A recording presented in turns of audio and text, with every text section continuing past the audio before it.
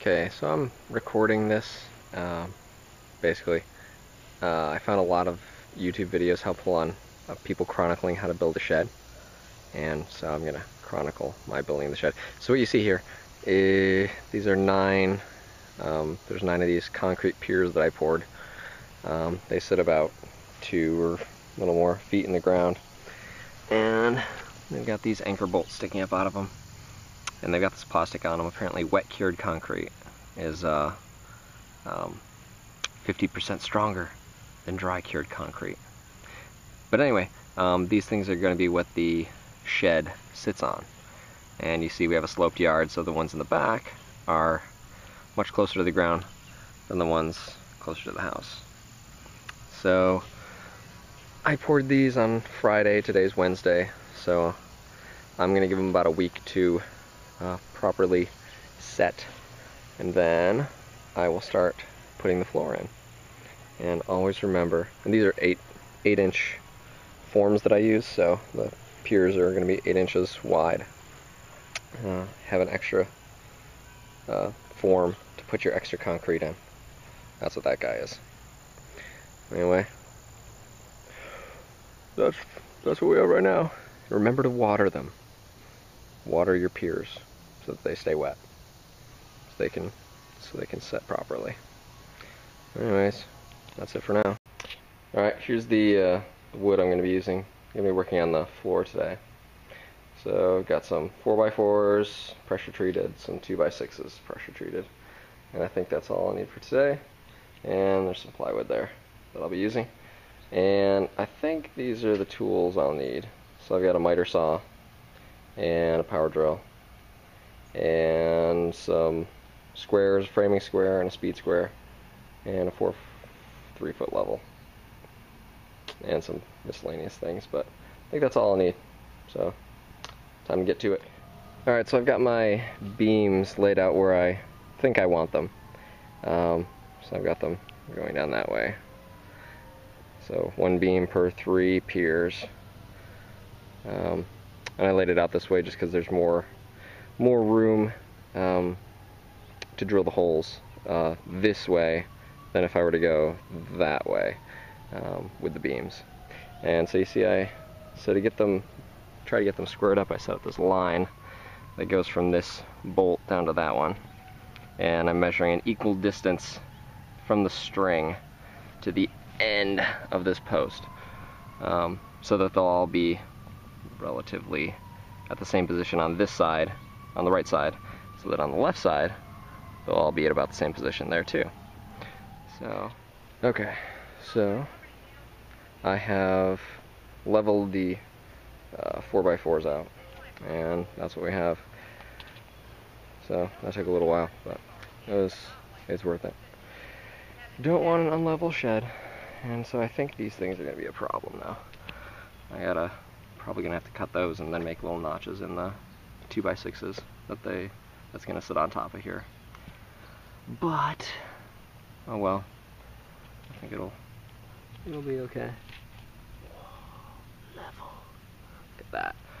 Anyway, so I'm gonna start putting the 2x6s up there to make the floor. Alright, so I've got all my wood cut for the floor, or the subfloor. These are all 2x6x12s. So these pieces that piece that's facing me right now is 12 feet long. And in order to make a 12x12 box, those cross members need to be 11 feet 9 inches. I also got it squared up, which is very important for your floor. Because if you don't have a square floor, then none of your measurements are going to work out very well. And everybody on YouTube says, make sure your diagonals are the same distance. And what they really mean is use the Pythagorean theorem. So you take this big box and you make 2 triangles out of it. You just draw an imaginary line from there to there. And since it's a 12x12 box, you do 12 squared plus 12 squared equals some unknown number squared.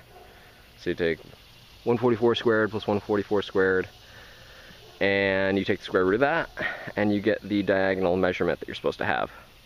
And for this one, it turns out to be 203 inches and about 3/4 of an inch. And I got roughly that, so I'm happy. So now I'm gonna, these are connected here, got those screwed in, and I've got this tacked in place. Well, not tacked, we're not welding, but it's held in place by some screws to the 4x4s. So now I'm going to be using these handy little things that I drew. Those are my 16-inch on center markings. So I'm just going to center up this board with that mark and screw it in. So do that with all these boards, then I should have a subfloor. I think that's about it for now, so I'm just going to go screw those in, then I'll start putting plywood on top.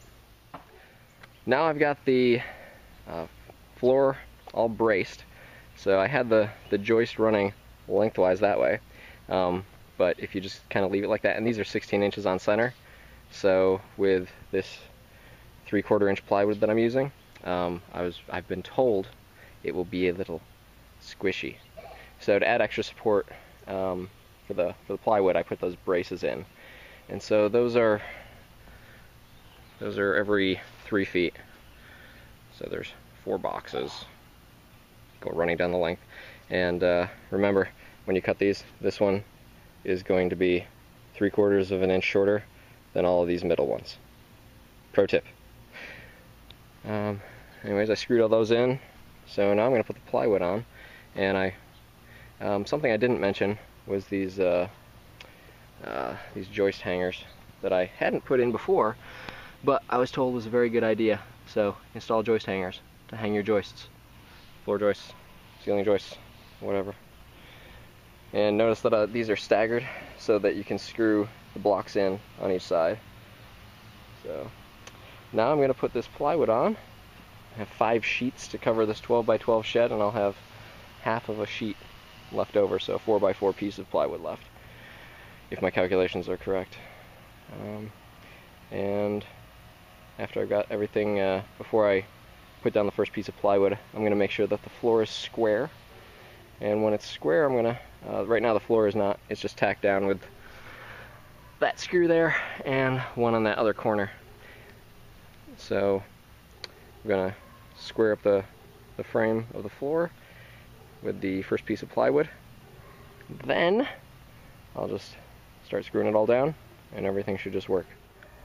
Here's the decking all on, and it's level all directions pretty much, so that's a good thing. What I did, there are 2 layers here. So I put the 3/4 inch that I had on there, and not sure if you can see that, that's on the bottom, and then I got another 1/2 inch treated plywood layer on the top. And the reason for that was the 3/4 inch wasn't as firm as I would have liked, but that's all taken care of now. And I don't know if you can see the pattern, maybe you can, but I've got, let's see, 1, 2, 3 full sheets of plywood there, a 4th one here, and then half in the corner. And the layer on the bottom has the same pattern but in reverse, and that's to minimize seam overlapping from the 2 layers. You don't want that. So that corner piece on the bottom layer is over in that corner, so remember to do that. And when I put the second layer on, I use some adhesive that I got at the Restore, Habitat for Humanity. You can see that coming out there. There it is. Anyways, that's very important. Bond the 2 layers together. And when you're screwing the second layer down, you only need to screw into the first layer. So you don't need super long screws to reach into the floor joists. That'd be a little tough. I guess the next step is to start framing stuff.